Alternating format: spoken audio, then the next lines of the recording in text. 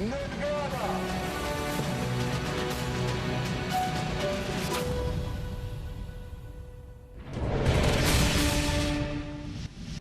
Rikthehemi së bashku në transmetim tashmë me Virtual Wars për të parë disa nga momentet kryesore të botës virtuale. Për të qenë sa më pranë zgjidhjes së problemeve të qytetarëve, qeveria do të krijojë platformën e re të quajtur Pasqyrë Albania. Përmes saj, shqetësimet e njerëzve nga zyrat e administratës synohet të zgjidhen brenda 2 javësh. Platforma do të jetë ndarë në 2 seksione. Flamingo Albania do të mbledh ankesat, ndërsa Radar do të mundësojë gjurmimin e tyre në koreane. Komunikimi me qytetarët është një nga porositë e veçanta të shefit të qeverisë për të zgjedhurit socialist që po bëjnë analizat dhe përgatitjet për të nisur vitin e 2 të mandatit të 4 politik. Nga dokumenti Besa në dorë të socialistëve tek Pasqyra Albania në dorë të qytetarëve, ishte ky dokumenti i ri që gjetën ministrat në ditën e 2 të takimeve të kryeministrit Edi Rama me socialistët.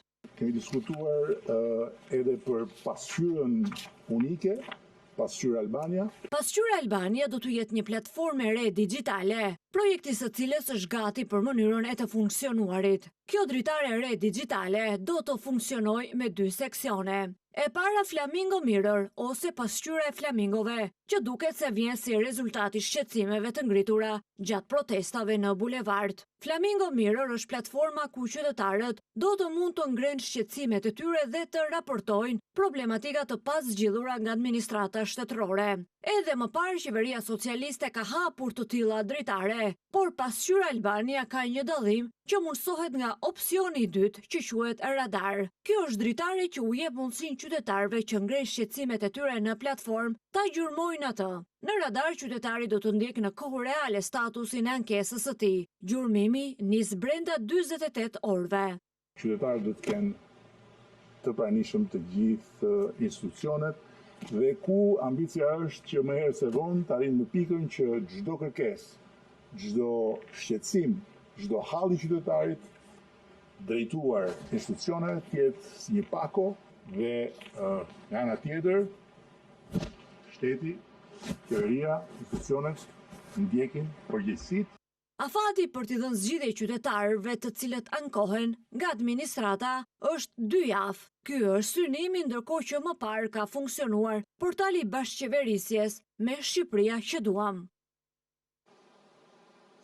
Prezente në mbledhjen e kabinetit qeverisës në Pogratec ishte dhe Ministria e Inteligjencës Artificiale Diella, një moment me humor ka shpërndarë në rrjetet sociale kryeministri Edi Rama, i cili pyet Diellën për një nga koleget e tij, të cilën i quajnë ministren e ujit, Mirela Kumbaron, për të cilën Diella e korrigjon më një herë. Ndjekim videon.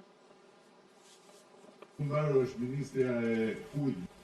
Mirela Kumbaro Furgji është ministre e arsimit. Çfarë opinioni ke ti për Mirela Kumbaro? Mirela Kumbaro është një kolege me përvojë të çmuar në shërbimin publik. Bashkëpunimi i qartë mes ministrive është ajo që i kthen prioritetet e kabinetit në rezultate për qytetarët. Përvoja e saj në shërbimin publik është një vlerë për punën kolegjiale.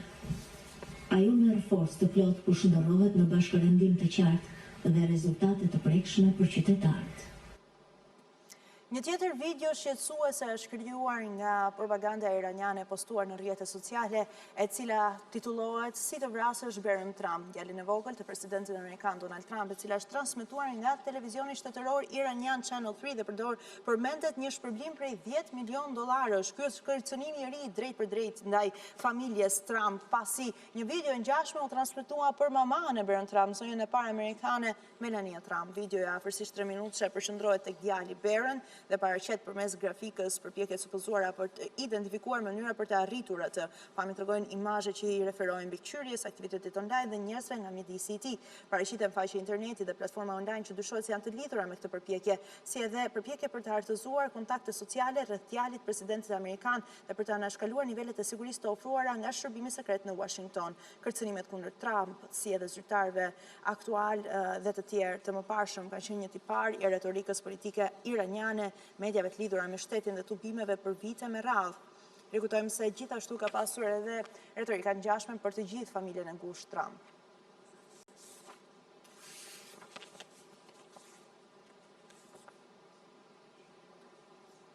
Zelanda e re do të paraqes një projekt ligj që synon të ndalojë përdorimin e mediave sociale për personat në moshën 16 vjeç.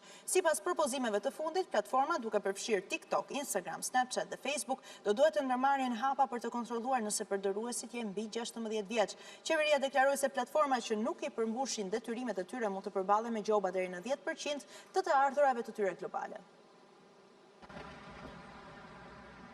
Qeveria e Zelandës së Re ka propozuar ndalimin e rrjeteve sociale për fëmijët nën 16 vjeç në një përpjekje për të mbrojtur ata nga rreziqet e internetit.